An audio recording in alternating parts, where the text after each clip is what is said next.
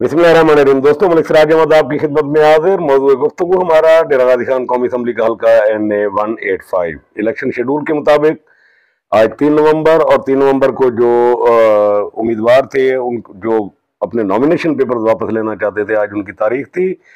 आज के दिन के अंदर मजबूरी तौर पर इस हल्के में 18 उम्मीदवारों ने कागजात नामजदगी जमा कराए थे। उनमें से 10 उम्मीदवारों ने आज अपने नॉमिनेशन पेपर वापस ले लिए।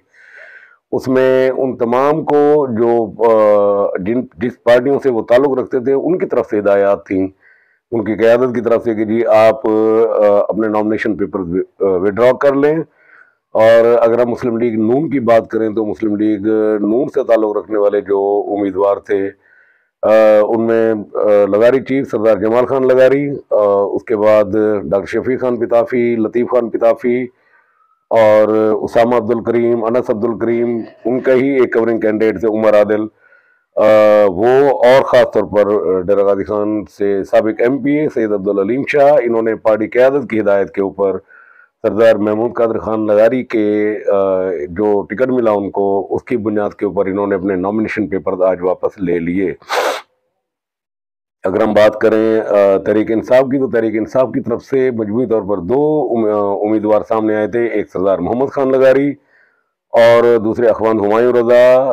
तो आज उन दोनों ने भी नॉमिनेशन पेपर्स वापस ले लिए। इसका मतलब ये है कि जो पार्टी का डिसीजन था, जो इन बानी तहरीक इंसाफ हैं, उन्होंने जो हिदायत जारी की थी कि जी पंजाब के अंदर ना तो हम कोई उम्मीदवार देंगे और ना ही हम इस इलेक्शन प्रोसेस का हिस्सा बनेंगे, वोट देने जाएंगे, तो आज उसके ऊपर पहले से भी अमल दरामद हो गया। जो 2 उम्मीदवार थे जो उम्मीद कर रहे थे या तवक्को कर रहे थे या जिन्होंने कोशिश की कि उनको टिकट मिल जाए, सरदार मोहम्मद खान लगारी और अखवान हुमायूं रजा, तो आज उन्होंने भी अपने नॉमिनेशन पेपर विड्रा कर लिए। तो मजबूरी तौर पर 18 में से 10 उम्मीदवार जो थे उन्होंने अपने नॉमिनेशन पेपर वापस लिए हैं। अब रह गए हैं बाकी 8 उम्मीदवार, जिनमें पाकिस्तान मुस्लिम लीग नून से सरदार महमूद कादर खान लगारी और पाकिस्तान पीपल्स पार्टी की तरफ से सरदार दोस्त मोहम्मद खान खोसा, आल पाकिस्तान मुस्लिम लीग जिनाह के जो चेयरमैन हैं मोहम्मद अली फैसल सदरजई,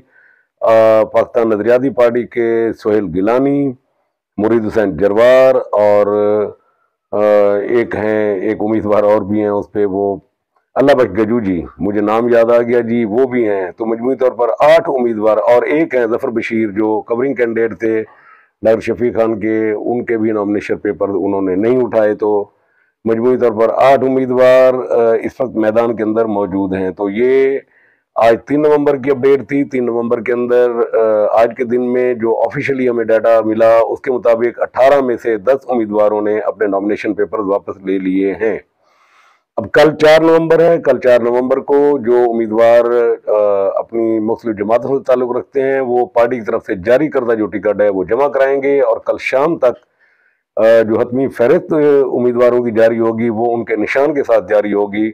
उनके नाम और उनके निशान कल शाम को हो जाएंगे। तो इंशाल्लाह कल हम आपको अपडेट करेंगे कि किस उम्मीदवार को कौन सा निशान मिला है। ज़ाहिर है मुस्लिम लीग नून का जो उम्मीदवार है उसको शेर ही मिलेगा, जो पाकिस्तान पीपल्स पार्टी का उम्मीदवार है उसको तीर ही मिलेगा। बाकी बांदा जो उम्मीदवार हैं उनको देखेंगे कि उनको कौन से निशान अलाट होते हैं। तो ये तो थी आज 3 नवंबर की अपडेट। सरदार मोहम्मद खान लगारी, इनके वालिद सरदार मकसूद खान लगारी, उनकी अहलिया यानी सरदार मोहम्मद खान लगारी की जो वालिद हैं वो शदीद अलील हैं और मेरी इत्तलात के मुताबिक वो इस वक्त वेंटिलेटर के ऊपर हैं और उनकी तबीयत बहुत नासाज है। दुआ गो हैं कि अल्लाह पाक उन्हें सेहत कामिला अता फरमाए। और अगर हम हल्के की मजमूई सूरत हाल का जायजा लें तो मजमूई तौर पर 2 ही ग्रुप्स हैं आमने सामने, 2 ही रिवायती हरीफ जमातें, 2 ही रिवायती हरीफ सियासी घराने, पीपल पार्टी नून लीग खोसा लगारी वर्सेस ये आपस में एक दूसरे के मद्दे मुकाबले हैं। सरदार महमूद कादर खान लगारी का मुकाबला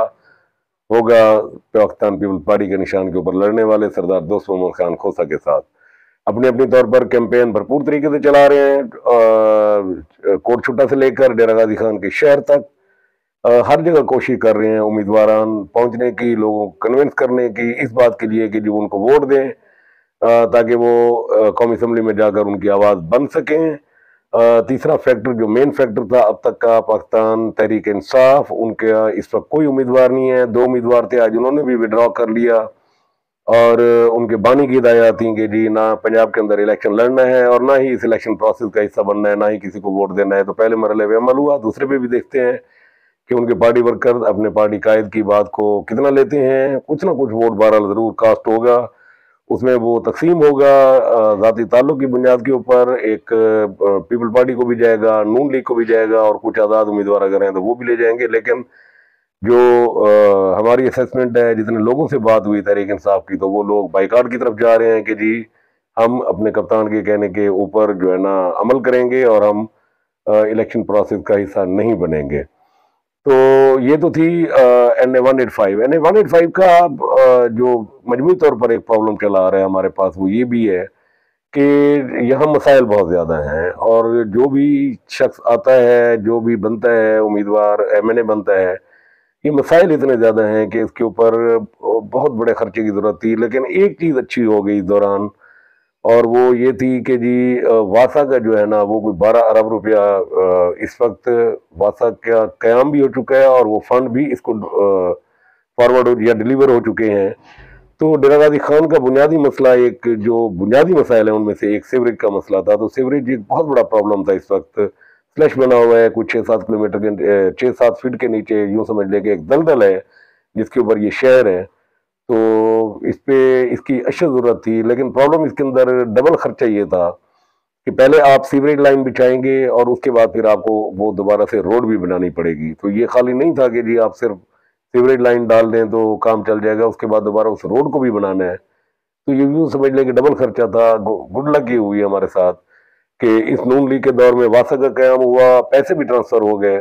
अब कम से कम नून लीग के इस टेन्योर के अंदर MNAs और MPAs जो हैं, वो ये होगा कि शहर में जहाँ जहाँ सीवरेज क्रॉनिक है और इश्यूज हैं, ये इसको स्टेप बाय स्टेप करते जाएंगे। और आइंदा 6 महीने साल के अंदर डेरा गाजी खान का तकरीबन कमोबेश जो असेसमेंट है अब तक सामने आई है कि वो जो सीवरेज लाइन है वो चेंज हो चुकी होगी। उसमें जो ये दलदल वाला एक तासुर है, या ये जो आए रोज सीवरेज बंद होता है, ये ख़त्म हो जाएगा। तो सब मैं बात कर रहा था कि जितने उम्मीदवार हैं वो जब मुंतखब होते थे तो उनको बहुत सारे मसाइल का सामना करना पड़ता था। लेकिन इस वक्त उन मसाइल के हल के लिए ऑलरेडी पेमेंट्स आ चुकी हैं। तो नून लीग को ये क्रेडिट जाता है कि उन्होंने आकर हमेशा मेगा प्रोजेक्ट भी दिए। और ख़ास तौर पर मैं वासा के हवाले से बात करूंगा कि ये बहुत अच्छा जो है ना हुआ है डेरा गाजी खान के लिए, यहाँ के लोगों के लिए। फरामियाब और निकासी याब का जो मनसूबा है, ये बहरहाल बहुत ज़रूरत थी इसकी, और उसके ऊपर ये काम हो रहा है। कैंपेन भरपूर जारी। मुस्लिम लीग नून अपने तौर पर जोर मार रही, पाकिस्तान पीपल्स पार्टी अपने तौर पर कोशिश कर रही। मैं फिर कह रहा हूँ कि अपनी अददी एतबार से मुस्लिम लीग नून को वाज़े एक बरतरी हासिल है। लेकिन सरदार दोस्त मोहम्मद खान एक पोटेंशियल कैंडिडेट हैं। यकीनन उनकी कोशिश भी अपने तौर पर अच्छी जा रही है। वो कोशिश कर रहे हैं अपनी कैंपेन को बेहतर करने के लिए कि किसी तरीके से इस फ़र्क को मिटाया जा सके और उस पोजीशन में आया जा सके जहाँ पर वो इस हल्के को या इस सीट को जीत सकते हैं। पाकिस्तान पीपल्स पार्टी की बात करें तो बतौर पार्टी उनका जो फोकस था वो शायद DG खान नहीं रहा बतौर पार्टी, और उन्होंने मुजफ्फरगढ़ को जो है ना फोकस किया। उसमें मार इरशाद सियाल को भी क्लियर करने की कोशिश की पार्टी ने। और तो और PP 269 जहाँ पर चौक कुरैशी की जो सूबाई असम्बली की सीट थी उसके ऊपर भी बहरहाल पाकिस्तान पीपल्स पार्टी ने अपना मौक़िफ़ तस्लीम करा लिया और नून लीग वहाँ पर विड्रॉ हो गई अलमदार कुरैशी के मुकाबले में। तो पिताफी वहाँ इकबाल पिताफी वहाँ से वो विड्रॉ हुए। हालांकि नून इसके ऊपर बजिद थी कि नहीं, उन्होंने इलेक्शन लड़ना है। तो एक सवाल अभी तक समझ नहीं आया कि पाकिस्तान पीपल्स पार्टी ने बतौर पार्टी डेरा गाजी खान को नज़रअंदाज क्यों किया। बहरहाल इसकी वजह जो भी हो, ये हल्का जो है ना पार्टी से बहरहाल नज़रअंदाज हुआ है। और पार्टी की नज़रें जो है ना वो मुल्तान के बाद मुजफ्फरगढ़ पे तो टिकी, DG खान तक नहीं आ सकी। दोनों सियासी जमातों की बात करते हुए एक आखिरी बात मैं ये कहूँगा कि दोनों जमातों का जो तंजीमी सेटअप है, पाकिस्तान पीपल्स पार्टी हो या पाकिस्तान मुस्लिम लीग नून हो, तो उनकी परफॉर्मेंस ज़ीरो है। मैं देख रहा हूँ कि उस पर पाकिस्तान पीपल्स पार्टी की जो ज़िली तंजीम और जो ज़ैली तंजीमें हैं वो भी एक्टिव और फाल नहीं है। और इसी तरह मुस्लिम लीग नून की जो भी ज़िली और ज़ैली तंजीमें हैं वो भी फाल नहीं है। तो इसका मतलब ये है कि जो तंजीमी लोग हैं वो शायद पुरसकून है कि ठीक है जी जो हो रहा है सो हो रहा है, वो चाहे दोनों पार्टियों में से हों। असूलन तो ये बनता था कि इस वक्त इन पार्टियों को फाल होना चाहिए था। ये उम्मीदवारान के लिए भी एक परेशानी की बात हो सकती है, दोनों पीपी और नून के, और उनके वर्कर्स के लिए भी कि उनकी तंजीमें क्यों फाल नहीं है। तो ये सवाल बनता है उम्मीदवारों से भी और उनकी पार्टियों से भी कि आपकी तंजीमें फाल क्यों नहीं है, वो एक्टिव क्यों नहीं है, वो लोगों के अंदर आपका पैगाम क्यों नहीं पहुंचा पा रही, और वो मंजर आम से क्यों गायब है। मोहम्मद अली फैसल सदर अपनी कैंपेन चला रहे हैं जी, उनकी कुछ वीडियो सामने आई हैं और उस पर मुरीद सैन जरवार उनके साथ उनके भी कुछ वीडियोज आई हैं, वो भी चला रहे हैं। अभी तक जो सोहेल गिलानी है पीएनपी के, पाकिस्तान नजरियाती पार्टी के, और उसके बाद अल्लाह बख्श गजूजी जो हैं, उनकी अभी तक कैंपेन मेरे सामने नहीं आई।